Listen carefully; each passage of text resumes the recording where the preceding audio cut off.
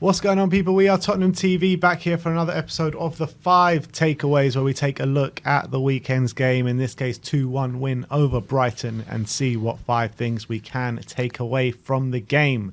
And up first is SONNY CENTURION. Yes, SONNY became the first Asian player to score 100 Premier League goals, which is a brilliant achievement for him.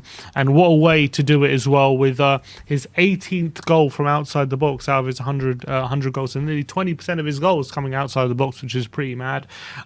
He did it in 260 appearances. Out of his 100 goals, 55 have been with his right foot, 41 with his left foot, so literally a fairly even split between, he's so two-footed, and they all 100 goals came with 74 XG as well, so he really has massively overperformed his expected goals with his finishing to get to the 100 goals. And he did it in style. Unbelievable finish from outside the box, right into the top corner. And if it wasn't for that moment coming out of the blue, very unlikely we get 3 points in this game. So brilliant achievement from SONNY, and a brilliant goal, and a brilliant day for him. Yeah, absolutely a brilliant day for him. Involved in both goals yesterday, but just those stats that you read out there just proves how lucky we have been to have witnessed SONNY throughout the best years of his career for the past how many years has it been? 6-7 years. 2015 he came, so coming up on 8 years. Coming up to 8 years. Oh, wow. But yeah, it just proves how lucky we are to see him. Absolutely world-class player. Yes, he hasn't had it all his own way this season, but he's always capable of producing moments of magic like that. And I have no doubt in my mind that he'll be back to his best sooner rather than later. So big up to Heung-min Son, another Centurion in the Spurs shirt. And let's move on to number 2, and that is home comfort. Yeah, and Spurs recorded their 5th home win on the trot yesterday after beating Brighton 2-1, after beating the likes of Man City, Chelsea and Nottingham Forest beforehand. And their home form does seem to be the only games at the moment that are keeping us in this top 4 race because of our tragic away form.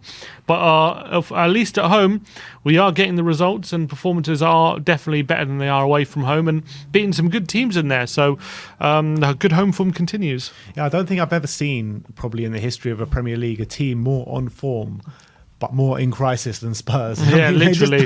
I just don't understand it. Like 5 wins at home in the Premier League. Yes, the away form has been terrible, but we're kind of unbeaten in our last 5 games as well, when you're looking at it. And we've lost our manager, we've lost our sporting director. The fans and the club are in complete crisis.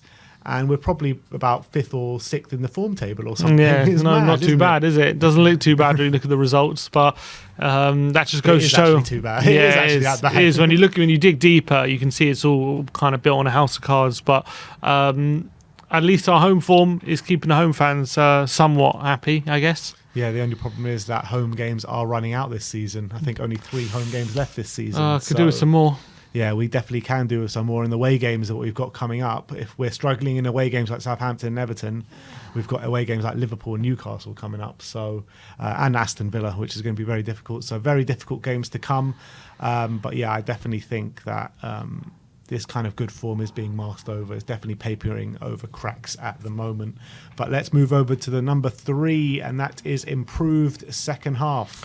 Yeah, and first half, Brighton were massively dominant, having lots of possession, lots of chances, 10 shots on goal, 4 on target, had an XG of 0.99 in the first half, obviously scoring through Dunk's goal. Spurs going into half-time level thanks to a moment of magic from Heung-min Son, but only registering 4 shots throughout the whole of the first half, and very lucky to go in at half-time 1-1.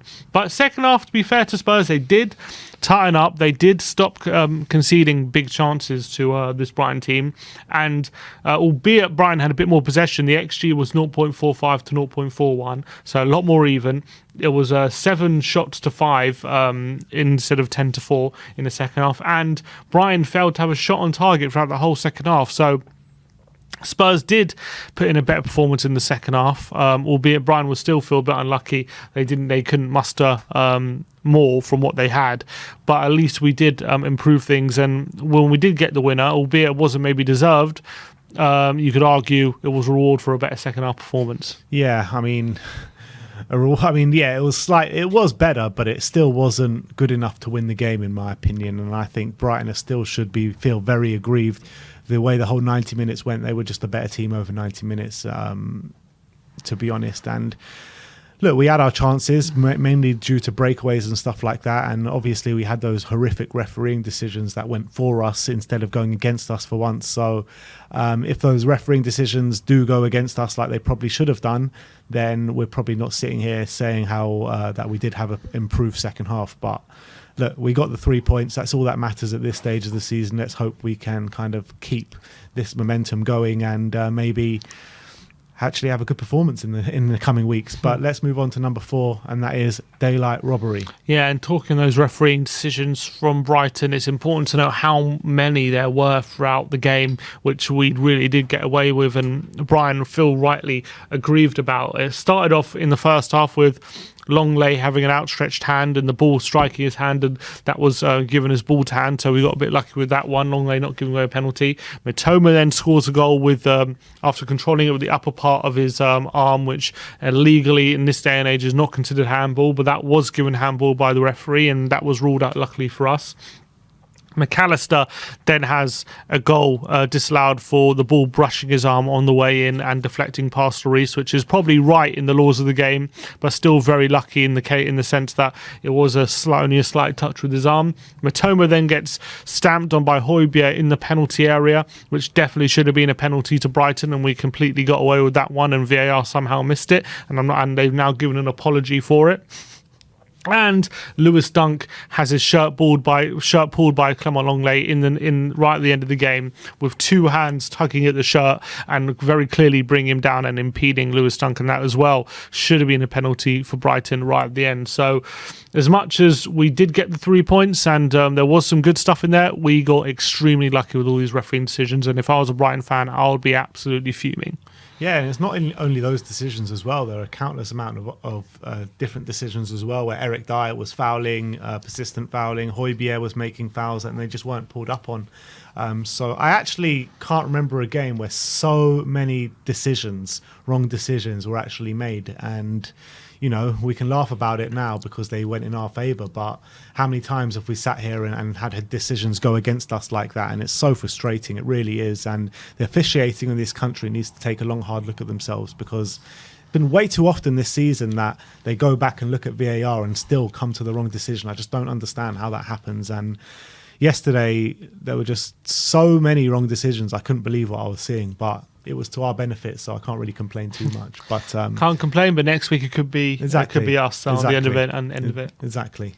So anyway, let's move on to the fifth and final takeaway, and that is staying in the race. Yeah, just about clinging on with the skin of our teeth at the moment. With United and Newcastle United winning yesterday, that means that it's pretty much as you were as before the weekend. Spurs 3 points behind Newcastle and Man United, with both of them having games in hand as well. If we would have lost, that would have been 6 points with the game in hand, and I think you can probably kiss goodbye any outside chance that we might have had of top four. But with the victory, we do still cling on there, and after we face Bournemouth, we do then face Newcastle and Man United in consecutive games, which probably will be the do or die of the top four race for Tottenham Hotspur. So definitely, we are just about still in the race, still only 3 points behind, but with those games in hand and with them to come, it could all be over in a couple of weeks' time. But as for now, we're just about still in there. Yeah, we just need to get probably more lucky than we did against Brighton, against Newcastle and against Manchester United. If luck goes our way those two games, then we got a chance.